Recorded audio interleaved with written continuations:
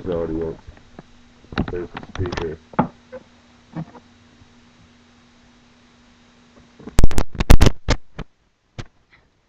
Cyanide, carbon monoxide, ammonia, arsenic, and formaldehyde are all very harmful chemicals. These chemicals, when combined, cause 443,000 deaths each year in the United States.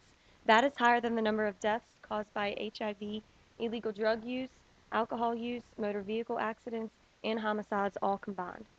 Does anyone have a guess as to what product contains all of the harmful chemicals mentioned earlier? It's probably no surprise.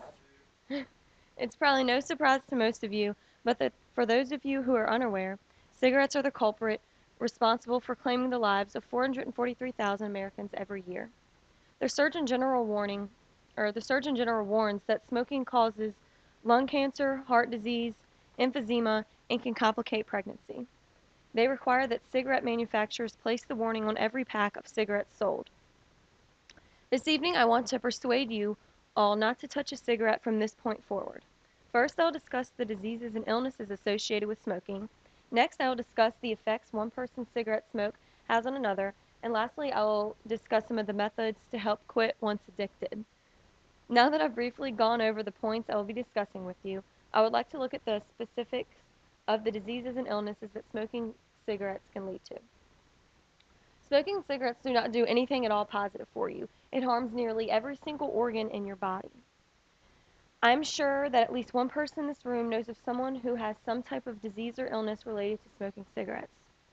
It is responsible for over 25 different diseases and illnesses. Some include cancers of the lung, mouth, throat, kidney, bladder, and many others. Along with the many cancers, smoking also causes strokes, heart disease, hip fractures, and the list goes on and on. Lung cancer is directly related to smoking. The CDC website states that smoking causes an estimated of 90% of all lung cancer deaths in men and 80% in women. Compared to non-smokers, smoking is estimated to increase the risk of lung cancer development by men up to 23 times and by women by up to 13 times. Your risk of developing lung cancer from smoking depends on how many cigarettes you smoke per day and when you first started to smoke. Some people think that smoking low tar cigarettes lowers the risk for getting lung cancer, but there's no evidence to prove that theory. Along with lung cancer, smoking also causes tongue cancer, which is the most common cancer of the mouth. It spreads at a very fast pace and can spread to the throat, esophagus, and lymph nodes.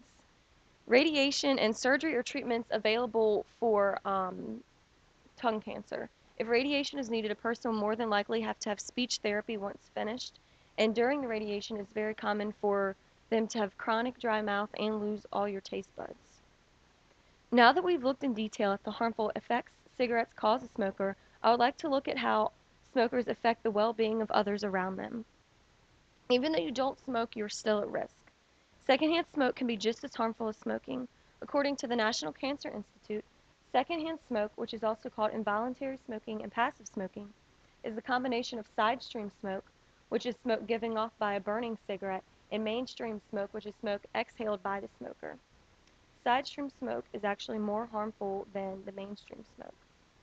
Secondhand smoke is classified as a known human carcinogen, a cancer-causing agent, by the U.S. Environmental Protection Agency, the U.S. Surgeon General, and the International Agency for Research on Cancer.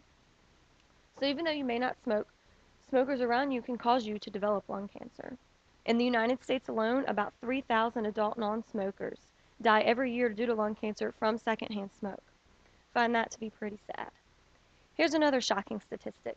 It is estimated that a non-smoker who lives with a smoker increases their risk of developing lung cancer by 20 to 30%. If we as adults are at risk for the health problems caused by secondhand smoke, doesn't it make sense that children are too? SIDS, ear infection, colds, pneumonia, bronchitis, and asthma can develop in children from secondhand smoke. It can also slow the growth of their lungs, causing them to cough, wheeze, and constantly be out of breath. Now that you are aware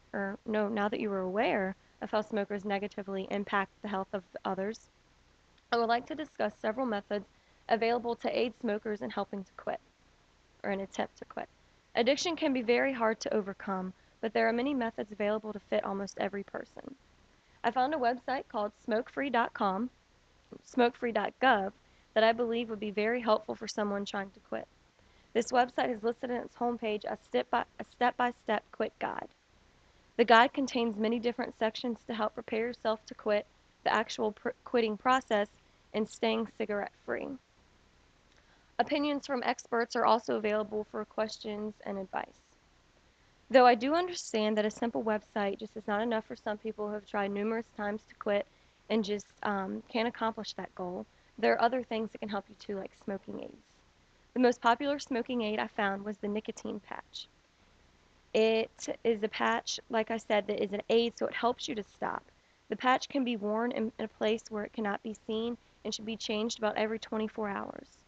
It gives you doses of nicotine throughout the day, and each new patch contains slightly less nicotine that can help wean the smoker off of the nicotine and help with withdrawals. Smoke Deeter is another popular aid. This aid does not contain nicotine, and it's a spray that's sprayed underneath the tongue. It can be used as many times as you need throughout the day whenever a craving arises. It received 5 out of 5 stars on Smoke Free website. This brings me to the end of my speech on cigarettes. With all the sad and shocking information I have provided, I hope I have persuaded anyone who smokes to quit smoking and to persuade loved ones to quit as well.